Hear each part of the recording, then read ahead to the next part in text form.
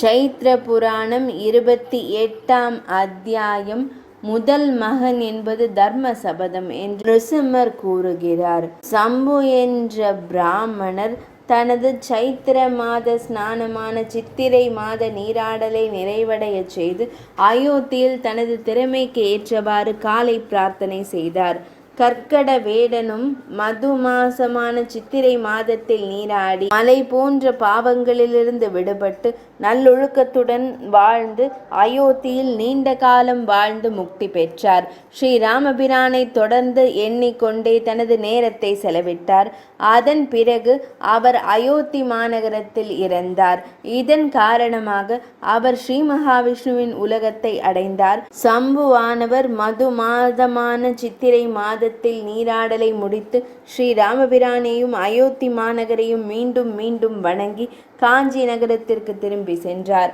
அவர் முன்பு வந்த அதே பாதையில் உடனடியாக பயணித்தார். யானைக்கும் சிங்கங்களுக்கும் வாக்குறுதி அளித்த இடத்திற்கு அவர் வந்தார். அவர் தனது சித்திரை மாத நீராடலில் 2 நாள்களின் பலனை அவர்களுக்கு கொடுத்து அவற்றை மீண்டும் அவற்றின் உண்மையான வடிவங்களுக்கு கொண்டு வந்து அவர்களுக்கு விடுதலை அளித்தார். அதன் பிறகு யானையும் சிங்கங்களும் தெய்வீக மனிதர்களாக மாறின. அவர்கள் தெய்வீக விமானங்களில் ஏறி தங்கள் உடல்களால் பிரகாசித்து ஸ்ரீ மகாவிஷ்ணுவின் உலகத்தை அடைந்தனர். பின்னர் சம்புவானவர் தனது மனைவியுடன் முன்னோக்கி சென்றார். அவன் அரக்கனுக்கு வாக்குறுதி அளித்த இடத்தை அடைந்தான். அவன் அரக்கனை கண்டான். சம்புவானவர் தன் மனைவியிடம், நான் கூற வேண்டிய மங்களகரமான வார்த்தைகளை கேளுங்கள் என்றார். தேனிலவு காலத்தில் சரையு நதியில் தாம் நீராடியதன் பலனில் இருந்து இந்த அரக்கனுக்கு 1 நாள் வெகுமதியை கொடுப்பாய் என்று அவர் கூறினார்.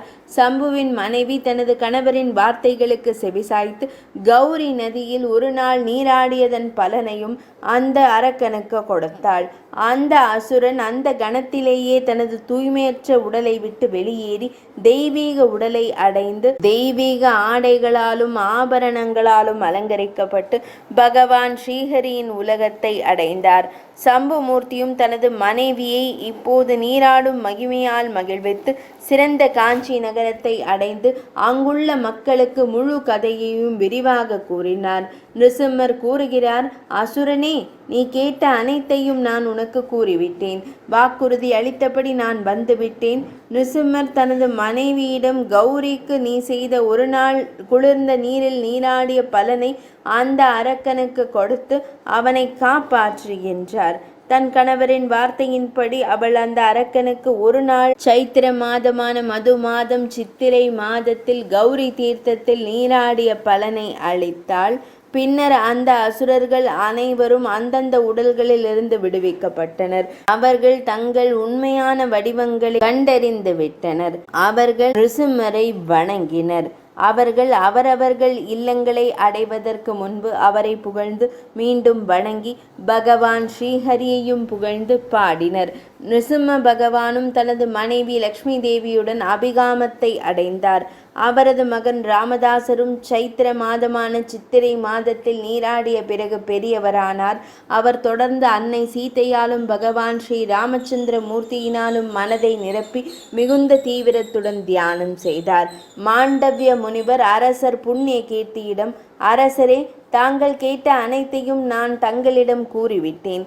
எனவே தாங்களும் சித்திரை மாதமான சைத்திர மாதத்தில் நீராட வேண்டும். அதுவும் மது மாதமான தேன் மாதத்தில் அயோத்தியில் உள்ள புனிதமான சரையு நதியில் நீராடுங்கள். அங்குள்ள ஸ்ரீராம தீர்த்தத்தில் நீராடுங்கள். இதைவிட சிறந்த வழி மகன்களை பெற வேறு எதுவும் இல்லை. மகன்களை விரும்புபவர்கள் இந்த சைத்திர விரதத்தை, அதாவது சித்திரை மாத விரதத்தை விரைவாக செய்ய வேண்டும் என்றார். 28ஆம் அத்தியாயம் நிறைவடைந்தது.